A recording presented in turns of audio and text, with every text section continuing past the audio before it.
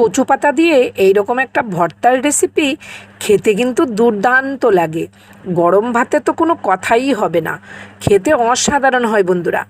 চলুন চলে যাচ্ছি মূল রেসিপিতে। এখানে কতগুলো কচু পাতা আমি ভালো করে ধুয়ে কুচিয়ে নিয়েছি।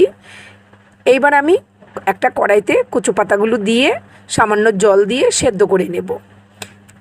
এই কচু পাতার ভর্তাটা খেতে গেলে লঙ্কার পরিমাণ এবং রসুনের পরিমাণটা কিন্তু খুব বেশিই দিতে হয়, তাহলে এর স্বাদ কিন্তু পাওয়া যাবে।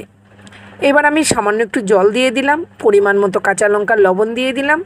ঝালটা আপনাদের পছন্দ মতো কম বেশি করে দেবেন, কিন্তু আমার মনে হয় কচু পাতার ভর্তার মধ্যে ঝাল আর রসুনের ভাগটা সমান সমান হলে খেতে খুবই ভালো লাগে। বেশ কিছুক্ষণ ঢেকে দিয়েছিলাম, তারপরে ঢাকনাটা তুলে দেখুন অনেকটাই নরম হয়ে গেছে শাকটা, তবে শাকটার মধ্যে কিন্তু একটু জলা জলা ভাব আছে। সেজন্য কচু পাতার এই জলটা পুরোপুরি শুকিয়ে নিতে হবে। যতক্ষণ পর্যন্ত জলটা না শুকাবে অনবরত এইভাবে নেড়ে যেতে হবে। দেখতেই পাচ্ছেন জলটা কিন্তু একদম শুকিয়ে গেছে। এইবার আমি একটা ম্যাশার নেব, ম্যাশার দিয়ে আমি এইভাবে চেপে দেব, তাহলে কচু পাতাটাও বেশ একটু মাখো মাখো হয়ে যাবে আর সেদ্ধ করা কাঁচা লঙ্কাগুলো একদম মিহি হয়ে যাবে। তাহলে লঙ্কাটা একদমই মুখে পড়বে না, খেতে কিন্তু দারুণ লাগবে।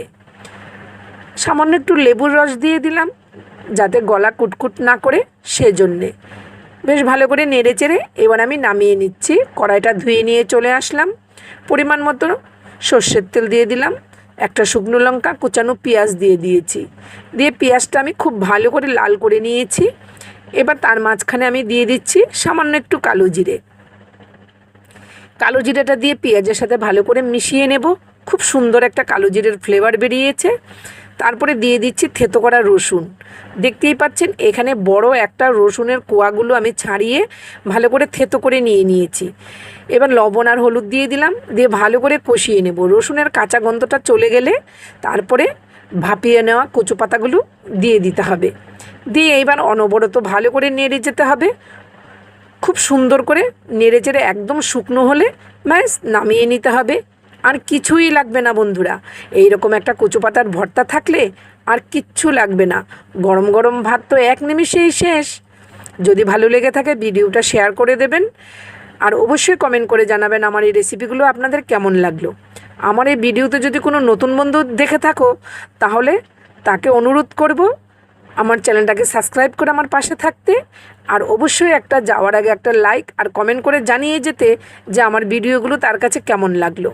এবার গরম গরম ভাতের মধ্যে আমি একটু কচু পাতার ভর্তা দিয়ে পরিবেশন করে নিচ্ছি। লেবু চিপে নিলাম, একটা শুকনো লঙ্কা নিয়েছি। খেতে কিন্তু দারুণ লাগে বন্ধুরা। একদম এক থালা ভাত এক নিমিষেই শেষ। পেটটা খুব অল্পতেই ভরে যাবে, মন তো ভরেই যাবে, পেটও ভরে যাবে। সবাই ভালো থাকবেন, সুস্থ থাকবেন। দেখা হচ্ছে নতুন রেসিপিতে। আজ আসি, টাটা।